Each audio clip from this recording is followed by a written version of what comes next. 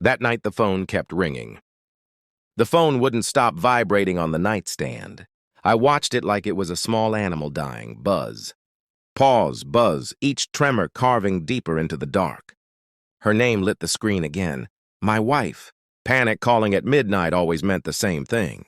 Something she couldn't control anymore. I didn't answer. I sat on the edge of the bed, jacket still on, shoes still laced, the taste of bourbon sharp on my tongue. Outside, the city hummed like nothing was wrong. Inside me, everything was quiet. Too quiet. I let it ring out. When it stopped, I pictured her in the kitchen, pacing, fingertips pressed to her mouth. The way she used to look when she thought silence could fix a problem. It never did. A week earlier, we'd been at dinner. Candles, wine she picked. Her son across from me, leaning back in his chair like he owned the room. "You're a loser," he said, smiling. "But my dad isn't." The fork paused halfway to my mouth. My wife said nothing.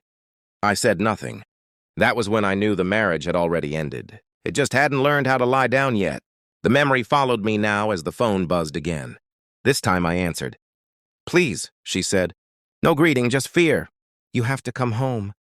I smiled. I had already left. I didn't always suspect her. That's the part people never believe. They think betrayal announces itself with lipstick stains and late nights. It doesn't. It shows up as small permissions. Her silence at dinner, her son's confidence, the way she never corrected him when he called another man Dad. I started replaying moments I'd dismissed, the old photos that vanished from the mantel, the mail that arrived addressed to her maiden name again, the car that was suddenly in the shop every Thursday night. I didn't confront her. I adjusted. I checked records. Not her phone, I knew better than that, but employment filings, LLC registrations. I ran a quiet background check on her ex-husband. On her son, patterns emerged. Lines connected. The boy's job? Nepotism. His car? Registered to a shell company tied to his father. His apartment?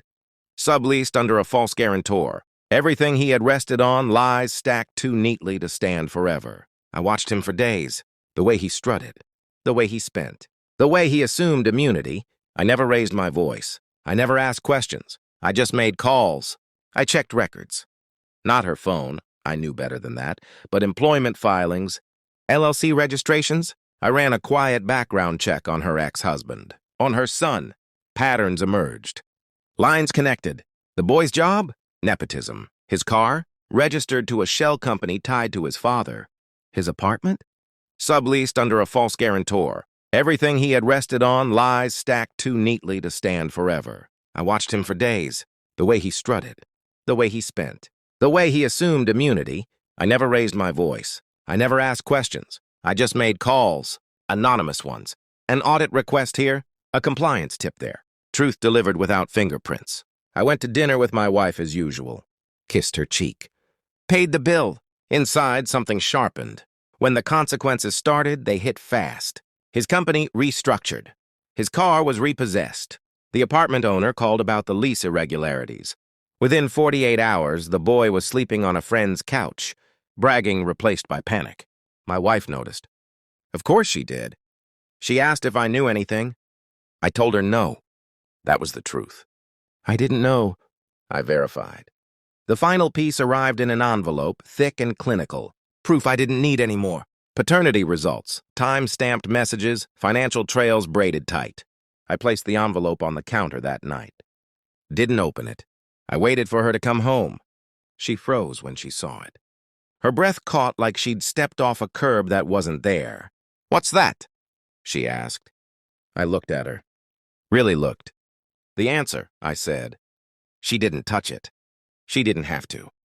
Her face collapsed in stages, defiance, calculation, fear. "He didn't mean what he said," she whispered. "At dinner." I nodded. I know. That was worse for her than anger. I slid the envelope toward her. "You should call him," I said. "He's going to need you." Her mouth opened, closed. That night was when she started calling me. Over and over. After she learned he had nowhere left to go. After she realized I wasn't the safety net anymore. I was the floor. I didn't block her number. I just stopped responding. I moved out quietly. Left the ring on the table. Took nothing I hadn't earned. Now, weeks later, I pass them sometimes. The boy looks smaller. The man he idolized doesn't. My wife doesn't see me at all. Good. The truth didn't make me whole. It made me free. And that was always the point.